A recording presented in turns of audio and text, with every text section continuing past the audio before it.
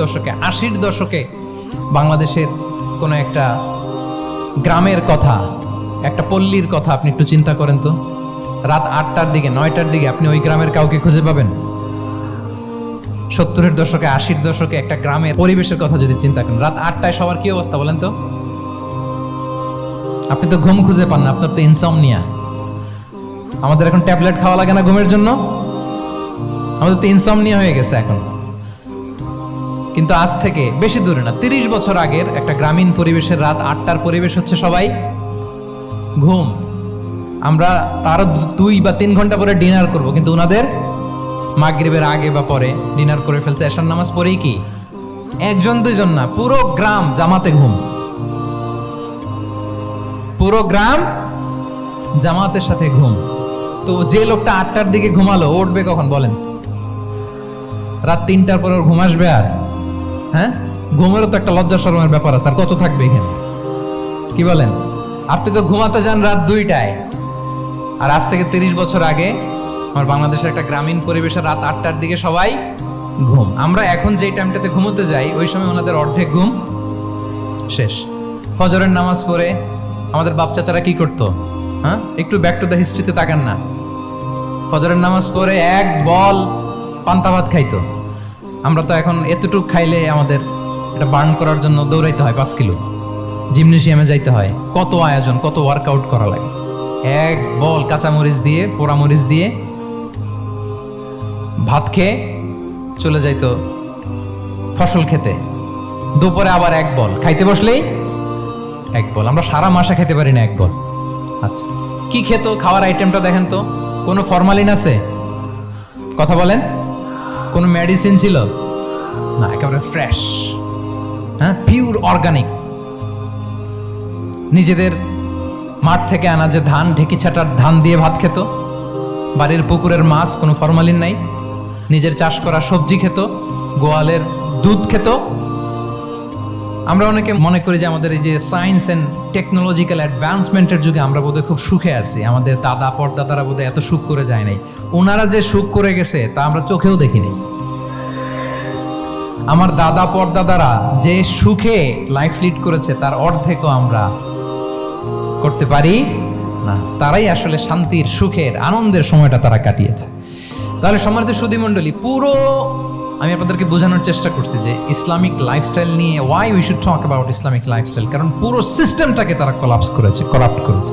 The food habit, the lifestyle, the sleeping style, সব change করেছে। তো এই জন্য আল্লাহর দেয়া ফিতরাতকে যেন আমরা প্রিজার্ভ করি, আমরা সচেতন হই। এখনই যদি সচেতন না হই, ডিজাস্টার আমাদের জন্য অপেক্ষা করছে। Just wait and see. তাহলে ইসলামিক লাইফস্টাইল হচ্ছে একটা ফিতরা বেসড লাইফস্টাইল। এই ফিতরাকে আমাদেরকে প্রিজার্ভ করতে হবে। তাহলে 3টা পয়েন্ট বলে ফেলছি অলরেডি, যদি আপনাদের মনে থাকে। প্রথমে কি বলেছিলাম? হালাল, হালাল দিয়ে জীবন সাজাবো। 2 নম্বরে প্রোডাক্টিভিটির জন্য কি করব? রাতে দেরি করে ঘুমাবো। তাহলে আগে আগে ঘুমাবো, ফলে আগে আগে ঘুম থেকে জেগে কাজ শুরু করবো। 3 নম্বরে ফিতরা, মানে আল্লাহর দেয়া প্রাকৃতিক যে নিয়ম, মানে আলোর সাথে সাথে আমার জীবন শুরু, আলো নাই আমিও ঘুমায় পড়বো। কি বলেন? আপনি উন্নত দেশে তো তাই হয়। জাপানে আমি কয়েকবার গিয়েছি, আগে আগে ঘুমায় পড়ে। ইভেন আমেরিকাতে আমি কয়েকবার গিয়েছি, অনেক অনেক শহরে 8টার পরে সুপার শপ বন্ধ, 8টার পরে ঘুম এরা। আমরা হাঁটছি কোন দিকে? আমরা একটু নিজেদেরকে প্রশ্ন করি। তাহলে 3 নাম্বার হচ্ছে ফিতরা বেসড যে লাইফস্টাইল, এটার দিকে আমাদেরকে ফিরে আসতে হবে। 4 নাম্বার হচ্ছে মডেস্টি, শালীনতা। One of the core values of Islamic lifestyle. এই শালীনতা আমরা হারাতে বসেছি। মডেস্টি বললে অনেকে শুধু কাপড় চোপড় নিয়ে চিন্তা করে, যে ছোট কাপড়, বড় কাপড়। Modesty is not about only clothing, but also your behaviour, your dealing, your overall character. শুধু আপনি মডেস্টি, শালীনতা বললে কাপড় চোপড় নিয়ে চিন্তা করবেন না।